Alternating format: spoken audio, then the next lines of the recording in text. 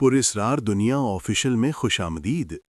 क्या आप जानते हैं कि इस दुनिया में कुछ ऐसी चीजें हैं जिनका जवाब आज तक कोई नहीं दे सका?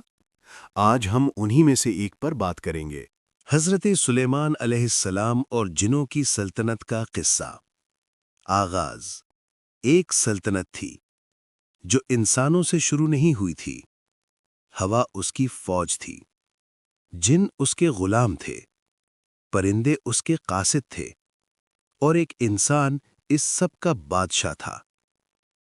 ये कहानी है हज़रत सुलेमान अलैहिस्सलाम की, वो नबी जिन्हें अल्लाह ने वो ताकत दी जो क़यामत तक किसी को नहीं मिलेगी। तारुफ, पस मंज़र। कुरान करीम सूरह अन्नमल में इरशाद है, रब्बिग़फ़िर ली व हबली मुल्कन ला यंबगी लि अहदिम मिन बादी। ए मेरे रब, मुझे ऐसी सल्तनत अता फरमा जो मेरे बाद किसी को ना मिले। अल्लाह ने ये दुआ कबूल फरमाई। हज़रत सुलेमान अलैहिस्सलाम हज़रत दाऊद अलैहिस्सलाम के बेटे थे। वो बैतुल मक़दस की सरजमीन पर पैदा हुए। अभी बचपन ही था कि उनकी ज़हानत ने दुनिया को हैरान कर दिया। सही बुखारी के मुताबिक बचपन ही में उन्होंने एक मुकद्दमे का ऐसा फैसला दिया जिसे देखकर उनके वालिद भी दंग रह गए। मरकजी कहानी। सल्तनत का आगाज। जब हज़रत दाऊद अलैहिस्सलाम दुनिया से रुखसत हुए तो सुलेमान अलैहिस्सलाम तख्त पर बैठे, लेकिन ये कोई आम तख्त ना था। अल्लाह ने उन्हें 3 ऐसी नेमतें दीं जो आज तक किसी बादशाह को नहीं मिलीं। पहली, जानवरों और परिंदों की ज़बान समझने की सलाहियत। दूसरी, जिनों पर मुकम्मल इख्तियार। तीसरी, हवा को अपनी मर्जी से चलाने की कुदरत। कुरान करीम सूरह अल-अंबिया आयत 81 में इरशाद है, वली सुलेमान अर्रीहा आसिफा, और सुलेमान के लिए तेज हवा को मुसख्खर कर दिया। जिनों की फौज। जिनों की दुनिया इंसानों से पहले से मौजूद थी। वो आग से पैदा किए गए थे। उनमें ताकत थी, तेज रफ्तारी थी और बाज में सरकशी भी। लेकिन हज़रत सुलेमान अलैहिस्सलाम के सामने ये सब मुती थे। कुरान करीम सूरह सबा आयत 12 में इरशाद है, वमिनल जिन्नी मन यामलू बैना यदैही। जिनों में से बाज उनके सामने काम करते थे। ये जिन क्या काम करते थे? बड़ी बड़ी इमारतें बनाते थे, गहरे समंदरों से मोती निकालते थे, ऐसे महल तामीर करते थे जिन्हें इंसानी हाथ नहीं बना सकते थे। और अगर कोई जिन हुक्म से सरताबी करता तो उसे जंजीरों में जकड़ दिया जाता। हवा की सवारी। हज़रत सुलेमान अलैहिस्सलाम का तख्त हवा पर उड़ता था। सुबह के वक्त 1 महीने की मुसाफत तय होती और शाम तक 1 और महीने की। कुरान करीम सूरह सबा आयत 12 में इरशाद है, गुदूवुहा शहरुन व रवाहुहा शहरुन। उसकी सुबह की मंजिल 1 महीने की और शाम की मंजिल 1 महीने की थी। इस तख्त पर बैठकर वो अपनी पूरी फौज के साथ सफर करते। इंसान, जिन, परिंदे सब साथ होते। ये मंजर देखकर आंखें चकरा जाती थीं। चींटी का वाकया। एक दिन ये लश्कर एक वादी से गुजर रहा था। वादी का नाम था वादी नमल, चींटियों की वादी। जमीन पर लाखों चींटियां थीं। अचानक इनमें से एक चींटी ने कहा, कुरान करीम सूरह अन्नमल आयत 18 में इरशाद है, या अय्युहन नमलुदखुलू मसाकिनकुम ला यहतिमन्नकुम सुलैमानु व जुनूदुहु। ऐ चींटियों, अपने घरों में दाखिल हो जाओ, कहीं सुलेमान और उनका लश्कर तुम्हें कुचल न दे। हज़रत सुलेमान अलैहिस्सलाम ने ये बात सुन ली और वो मुस्कुरा पड़े। फिर उन्होंने अल्लाह का शुक्र अदा किया कि उसने उन्हें ऐसी नेमत दी जो किसी और को ना मिली। हुदहुद का पिस्सा और मलिका सबा। एक दिन हज़रत सुलेमान अलैहिस्सलाम ने अपने परिंदों का जायजा लिया तो हुदहुद गायब था। उन्होंने कहा, अगर उसके पास कोई उज़्र ना हुआ तो सज़ा मिलेगी। थोड़ी देर बाद हुदहुद आया और खबर लाया। कुरान करीम सूरह अन्नमल आयत 22 में इरशाद है, मैंने सबा की सरजमीन से एक बड़ी खबर लाई है।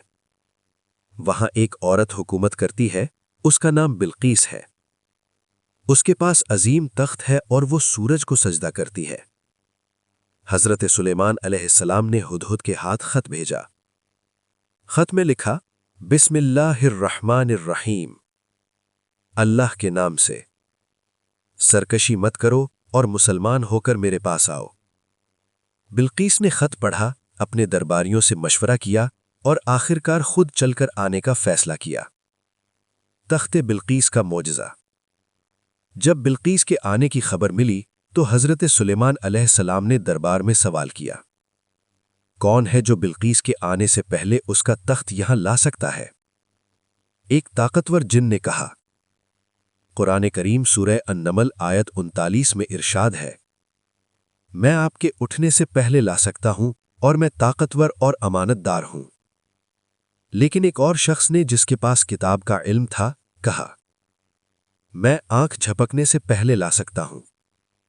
قرآن کریم سورہ النمل آیت 40 میں ارشاد ہے، فَلَمَّا رَآهُ مُسْتَقِرًّا عِندَهُ، جب انہوں نے تخت اپنے پاس رکھا ہوا دیکھا تو کہا، یہ میرے رب کا فضل ہے تاکہ وہ مجھے آزمائے۔ شیشے کا محل۔ بلقیس آئی تو اسے شیشے کے فرش والے محل میں لے جایا گیا۔ نیچے پانی بہہ رہا تھا، مچھلیاں تیر رہی تھیں۔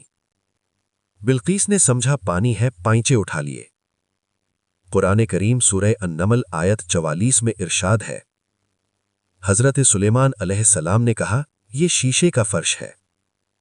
بلقیس نے اس معجزے کو دیکھا اور اسی لمحے اس نے کہا، ربی انی ظلمت نفسی واسلمت مع سلیمان للہ رب العالمین، اے میرے رب، میں نے اپنے اوپر ظلم کیا اور اب سلیمان کے ساتھ اللہ رب العالمین کے آگے سر جھکاتی ہوں۔ وفات کا وہ لمحہ۔ حضرت سلیمان علیہ السلام کی وفات بھی ایک عظیم معجزہ تھی۔ وہ اپنے عصا پر ٹیک لگائے کھڑے تھے، جنوں سے کام لے رہے تھے۔ تاریخ الطبری کے مطابق ان کی روح قبض ہوئی، لیکن وہ اسی حالت میں کھڑے رہے۔ جن کام کرتے رہے کیونکہ انہیں خبر نہ تھی کہ سلیمان علیہ السلام وفات پا چکے ہیں۔ قرآن کریم سورہ سبا آیت 14 میں ارشاد ہے، فَلَمَّا خَرَّ تَبَيَّنَتْ لِلْجِنِّ أَن لَّوْ كَانُوا يَعْلَمُونَ الْغَيْبَ مَا لَبِثُوا فِي الْعَذَابِ الْمُهِينِ، جب عصا کو گھن کھا گئی اور وہ گر پڑے، تب جنوں پر ظاہر ہوا کہ اگر وہ غیب جانتے ہوتے تو اس ذلت والے عذاب میں نہ پڑے رہتے۔ نتیجہ اور سبق۔ یہ کہانی صرف ایک بادشاہ کی کہانی نہیں، یہ ایک سبق ہے۔ اللہ نے سلیمان علیہ السلام کو دنیا کی سب سے بڑی طاقت دی، جن، انسان، پرندے، ہوا، سب ان کے تابع تھے۔ لیکن انہوں نے کبھی اپنی طاقت پر غرور نہ کیا، ہمیشہ کہا، یہ میرے رب کا فضل ہے۔ آج ہمیں جو بھی ملتا ہے، مال، علم، طاقت، اختیار، یہ سب اللہ کی امانت ہے۔ اسے تکبر کا ذریعہ بنانے والے فرعون بنتے ہیں اور شکر ادا کرنے والے سلیمان۔ وقال ربی اوزعنی ان اشکر نعمتک، اے میرے رب مجھے توفیق دے کہ میں تیری نعمت کا شکر ادا کروں۔ سورہ النمل آیت 19۔